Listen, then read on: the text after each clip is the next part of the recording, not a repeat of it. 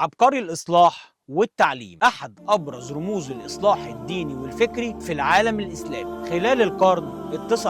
كان مفكر وعالم ديني وقاضي، ساهم بدور كبير في تجديد الفكر الإسلامي وتحديث التعليم. وصاحب حلقتنا النهاردة الإمام محمد عبده. اتولد محمد عبده حسن في قرية محلة نصر بمركز شبرخيت محافظة البحيرة عام 1849. اتعلم القراية والكتابة وحفظ القرآن الكريم وهو في سن 7 سنين، وفي خلال عامين كان أتم حفظ القرآن الكريم. تلقى تعليمه في الأزهر الشريف. إمام وشخصية حيرتني وأنا بكتب السكريبت، ما كنتش قادر أحدد أهم صفاته اللي أقدر أركز عليها في حلقتنا النهاردة، لأنه كان راجل متعدد في المواهب والفكر، مفكر وعالم دين وقاضي ورجل سياسة وثائر وكاتب وبارع في السباحة والفروسية. هنبدأ القصة والرحلة مع قصته وقعدته مع الشيخ درويش اللي كان بيجود القرآن الكريم وبيحفظه. كان الإمام محمد عبده قعدته دايما معاه أثناء التلاوة، وكان بيقرأ معاه بعض الرسائل الصوفية واللي كان كتير بيتكتب عنها آداب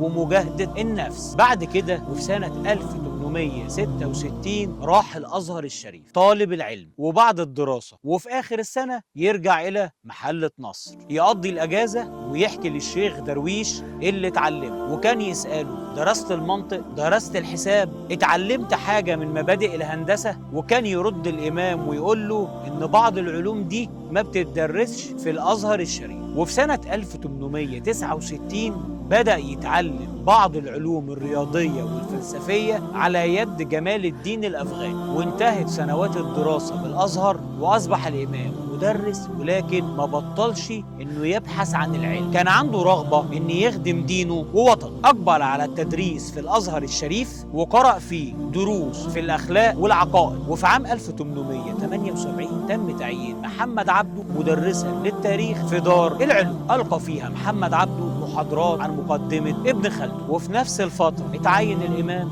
مدرسا للعلوم العربية في مدرسة الألسن الخديوية. قدر يجمع بين العمل في مدرسة الألسن وفي الأزهر الشريف وفي دار العلوم، وكان عينه على الإصلاح من الدراسة والعلم والتدريس إلى عالم آخر وهي الصحافة والكتاب. سنة 68 بدأ الإمام محمد عبده في الكتابة وهو طالب بالأزهر الشريف في جريدة الأهرام. سنة 76 كتب عن تمدن مصر منذ القدم، صناعة الكتابة وأثرها في التطور، دور الصحافة في توجيه الشؤون الدينية. كتب وكان بيدعو إلى العلوم العصرية. التطور عنده وكتاباته خلت الناس تعرفوا إنه كان كاتب مجدد في البيئة الأزهرية. وفي سبتمبر 1880 اتعين الإمام محررا في جريدة الوقائع المصرية، وبعد فترة أصبح رئيس تحريرها، وتولى كمان إدارة المطبوعات ومراقبة الجرايد المصرية والأجنبية اللي بتصدر في مصر. وكان بيوجه اهتماماته إلى التعليم، وكان بينشر كتير من المقالات اللي كانت بتتضمن نقد كبير للمدرسين والتدريس، وكان بيوجه المدارس وطرق التدريس. كان له كتير من المقالات والكتب: رسالة التوحيد، الإسلام بين العلم والمدنية، تقارير وفتاوي محمد عبده، وكتاب في الرد على السياسي الفرنسي. ومن الكتابة والصحافة إلى عالم آخر. وتحت الشعار ده دخل محمد عبده مع أستاذه الأفغاني الحزب الوطني الحر، واللي كان بيرفع شعار مصر للمصريين. وده الحزب اللي في الوقت ده كان بيضم الطلائع المصرية المهمة، وانضم مع الحزب إلى العرابيين بعد مظاهرة عابدين في سبتمبر 81، واللي كان بسببها اتحاكم مع صورها وزعمائها، واتحكم عليه بالنفي بره مصر لمدة 3 سنين، ومرجعش مصر إلا سنة 1889 بعد ما عفى عنه الخديوي توفيق. ومن السياسة والوطنية إلى المحاكم الأهلية. بعد الرجوع إلى مصر بدأ رحلة جديدة في حياته قضى فيها من 1889 ل 1898. أول حاجة تم تعيينه مفتي للديار المصرية، وأصبح عضو في المجلس الأعلى للأوقاف. وبعد كده عينه الخديوي توفيق قاضي في المحاكم الأهلية الابتدائية، وتعين قاضي بمحكمة بنها ومنها محكمة الزقازيق، وبعد كده محكمة عابدين بالقاهرة. وبعد سنتين اتعين مستشار في محكمة استئناف القاهرة. كان بيفسر القانون بنصوصه وبروحه في أحكامه، واللي كان بيقصد بيها تربية الجمهور وصحيان ضمير. ومن عالم المحاكم إلى تجديد الفكر، كان مهتم باللغة العربية جدا، وكان بيقول إن صلاح اللسان هو الوسيلة لإصلاح عقائدنا. وأسس عام 1900 جمعية إحياء العلوم العربية. كان بيطالب بإنشاء جامعة تدرس فيها العلوم الإنسانية وعلوم الاجتماع والتاريخ والاقتصاد، وشرع في تفسير القرآن وألف رسالة التوحيد.